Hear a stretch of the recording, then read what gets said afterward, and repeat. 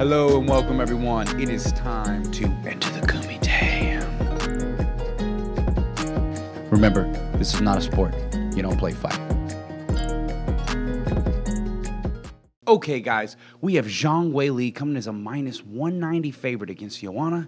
Jedrzejczyk coming as a plus 160 underdog. A playback of one of the most iconic fights of all time. Joanna and Weili always come to fight, and we saw from their first fight that they're willing to go out on their shield. Joanna had a really bad case of hematoma in their last one, and she looked as though she didn't even care. Man, the memes that followed after that are just brutal. But she showed that she's one of the baddest people on the planet. I mean, she looked like a gremlin at the end of that fight. Joanna definitely has the advantage in terms of using her range. She utilized a lot of front kicks and her jab, and it was interrupting a lot of what Weili was trying to do throughout the fight. Weili started finding her way in with her speed and doubling up on her shots to try and blast through Joanna.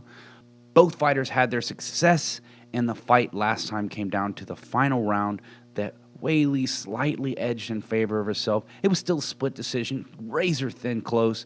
Joanna's range management started to dwindle a bit throughout the fight. Weili found herself more often getting inside her range and landing on her. Weili also has a power advantage, so keep that in mind. Joanna is very technical, but she isn't too much of a finisher, and I don't see her finishing Weili. But I could definitely see Weili getting a TKO victory over Joanna. I don't think we'll see too much grappling in this one. Weili uses her grappling a bit to mix things up, and she has a lot of power from clinch. But Joanna's grappling defense, especially her takedown defense and her get-up game, is nearly impeccable. I see Joanna, for the most part, being able to shrug off any attempts that Weili may have and keeping this one on the feet. A lot of the exchanges may come down to Weili's side kicks and pressuring combinations, and Joanna's front kicks, the angles she attacks from, and her jab. Joanna sometimes throws her kicks from a bit too close, so look for Weili to try to time an overhand over the top. Look for Joanna to sidestep the side kicks and start applying pressure with roundhouses to the body, or straight down the center, or her rear-handed hook. I hope Weili hasn't lost too much momentum, because when she fought Joanna the first time around, she felt invincible. She may have a hard time getting back into her groove, and Joanna is still here. Joanna knows that taste of defeat at this point and has already accepted her new path. Her championship potential is not over yet. She's trying to claw her way back to the top, and she's only taken on the best of the best. And as we saw, Carla Esparza is the strawweight champion again. Joanna has an in. Joanna has beaten Carla in very decisive fashion as well. Ultimately, though, I don't know, man. This is a really hard fight to call. It could literally go either way, and we may see this fight come down to a razor-thin decision again, maybe even a split decision.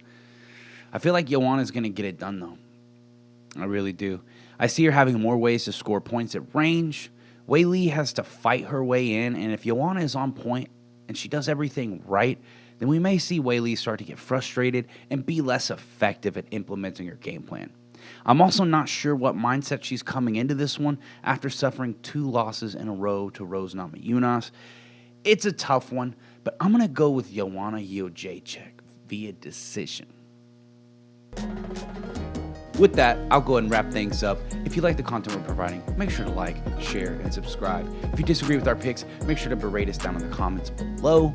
You can also follow us on Instagram and Facebook, and you can even follow me personally on Twitter.